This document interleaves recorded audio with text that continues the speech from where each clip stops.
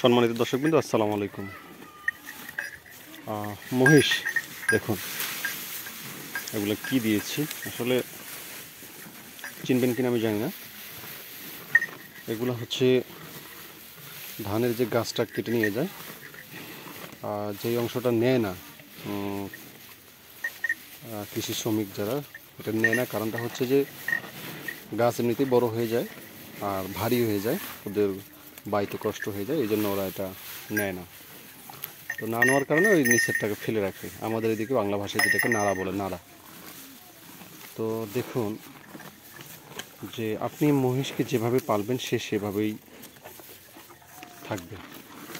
সেই নাড়াগুলো আমি এখন যেহেতু ধানের সিজন, সবাই ধান কাটতেছে, তো ওইখান থেকে প্রতি জমির থেকে আমি কাঁচা কাঁচা যেগুলো আর কি, যে গাছগুলো এখন কাঁচা আছে, সেই গাছগুলো নিয়ে আসতেছি। এনে এগুলাকে আমি আমার মহিষকে দিচ্ছি খেতে। দেখুন দেখুন সেই নাড়াগুলো আমার মহিষ কীভাবে খাচ্ছে। আসলে ভিডিওটা এই জন্য করলাম যে মহিষের যে কস্টিং খরচটা, সেটা কমানোর কত রকম উপায় আছে। আমি আপনাদেরকে আসলে এ টু জেড সব দেখাইছি, যে কীভাবে এগুলোকে লালন পালন করতেছি, কীভাবে খাওয়াইতেছি। দেখুন, আজকে মহিষগুলোকে গোসল করাইনি, কিন্তু পুরো শরীর ঠান্ডা পানি দিয়ে মুছে ওদের শিঙে তেল দিয়ে দিলাম। দেখুন, এখন আপনারা বলবেন যে আমি মহিষগুলোকে কষ্ট দিচ্ছি, এই যে নাড়া খাওয়াইতেছি, এটা ওইটা হাবি জাবি খাওয়াই মহিষগুলোকে কষ্ট দিচ্ছি। কিছু কিছু মানুষ হয়তো বলতে পারেন, কিন্তু আপনারা আমার মহিষের ভিডিওগুলো দেখুন, ওদের গা দেখুন, ওর শরীর দেখুন। দেখার পরে যদি আপনাদের মনে হয় যে না আমি আসলে মহিষগুলোকে কষ্ট দিচ্ছি, তাহলে অন্য হিসাব। কিন্তু আমি এইভাবে খাওয়াচ্ছি কারণ হচ্ছে আমি আমার খরচ কমানোর চেষ্টা করতেছি। আমি যত খরচ কমাইতে পারবো তত আমার লাভ হবে। আমি এগুলোকে স্থায়ীভাবে লালন পালন করি। এমন না যে আমি 3 মাস পরে এগুলোকে বিক্রি করে দেবো, ওদের পিছনে আমি অনেক টাকা খরচ করব, এরকম না। দেখুন, আসলে সূর্যের কিরণ, এই দেখুন,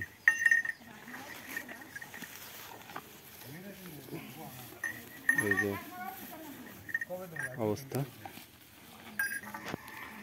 দেখুন, এই হচ্ছে আমার মহিষের অবস্থা। যদি আপনারা কেউ বলতে পারেন যে আমার মহিষ শুকাই গেছে বা আমি মহিষকে কষ্ট দিচ্ছি, তাহলে বলবেন। এগুলাকে কিন্তু আমি এখন কোনো ঘাস নাই, একবারে নিখুঁতভাবে ঘাস ছাড়া পালন করতেছি। দেখুন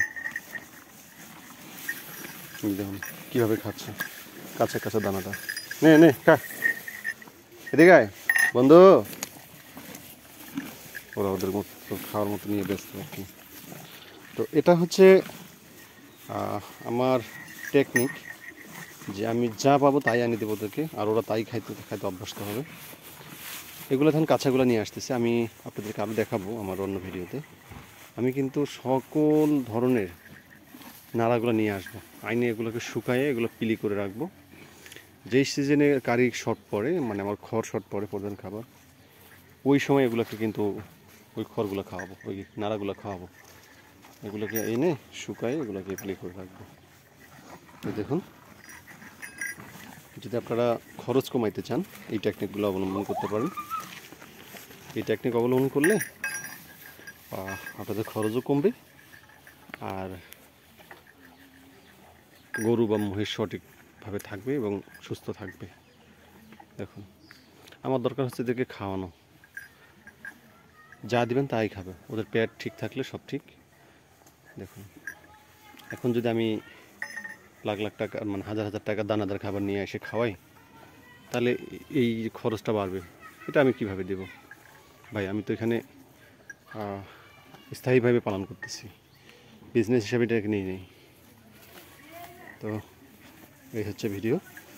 সবাই যদি ভিডিওটা ভালো লাগে অবশ্যই চ্যানেলটা সাবস্ক্রাইব করবেন। আর আপনার সাবস্ক্রাইবে আপনার তেমন সমস্যা হবে না, আমার একটা সাবস্ক্রাইব বাড়বে। আর যদি ভিডিওটা, যদি আমি কোনো ভুল পথে থাকি অবশ্যই আমাকে কমেন্টে জানাবেন। সবাই ভালো থাকবেন, সুস্থ থাকবেন, আর অবশ্যই দোয়া করবেন। এই যে মহিষটা, এটা হচ্ছে 2.5 মাসের গাভ। তো সবাই সুস্থ থাকবেন। আসসালামু আলাইকুম।